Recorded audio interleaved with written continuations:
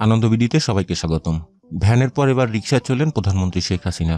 গোপালগঞ্জে ভ্যানে ঘুরে বেড়ানোর পর এবার নেত্রকোনায় রিকশায় চললেন প্রধানমন্ত্রী শেখ হাসিনা। আজ বৃহস্পতিবার নেত্রকোনায় বন্যায় ক্ষতিগ্রস্ত হাওর পরিদর্শনে গিয়ে রিকশায় ওঠেন তিনি। ভ্যানের পর রিকশায় চড়ার প্রধানমন্ত্রীর এ ছবি সামাজিক যোগাযোগ মাধ্যমে ভাইরাল হয়েছে। নেত্রকোনার খালিয়াজুরি কলেজ মাঠে নামার আগে প্রধানমন্ত্রী হেলিকপ্টারে করে দুর্গত পুরো এলাকা ঘুরে দেখেন। এরপর তিনি কলেজ মাঠে সুধী সমাবেশে ভাষণ দেন। পরে জনসাধারণের মধ্যে ত্রাণ সামগ্রী বিতরণ করেন।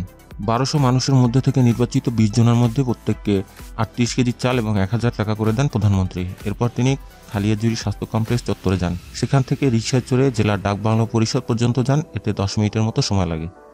প্রধানমন্ত্রীকে বহনকারী রিকশার চালক ছিলেন টিপু সুলতান। তার বাড়ি নেত্রকোনার দক্ষিণ বিশুগুড়া এলাকায়। এ সময় প্রধানমন্ত্রী তার নাম পরিচয় জানতে চান, পড়াশোনা কতদূর পর্যন্ত করেছেন খোঁজখবর নেন। প্রধানমন্ত্রীকে টিপু সুলতান বলেন তিনি 9ম শ্রেণী পর্যন্ত পড়াশোনা করেছেন। বাবা মা সহ তার পরিবারের মোট সদস্য সংখ্যা 12 জন। এরপর প্রধানমন্ত্রী টিপু সুলতানকে 3000 টাকা উপহার দেন।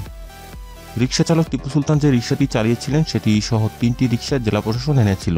এরপর একটি রিকশায় টিপু সুলতান প্রধানমন্ত্রীকে নিয়ে খালিয়াজুরি স্বাস্থ্য কমপ্লেক্স চত্বর থেকে ডাকবাংলো পরিষদ পর্যন্ত নিয়ে যান। রিকশাটি টিপু সুলতানকে দেওয়া হবে কিনা এ ব্যাপারে জানতে চাইলে জেলা প্রশাসক মোহাম্মদ মুশফিকুর রহমান বলেন, রিকশাটি টিপু সুলতানকেই দেওয়া হবে। আমাদের চ্যানেলটি সাবস্ক্রাইব করুন, এরপর বেল বাটনে প্রেস করুন। আনন্দবিডির সাথে থাকার জন্য ধন্যবাদ।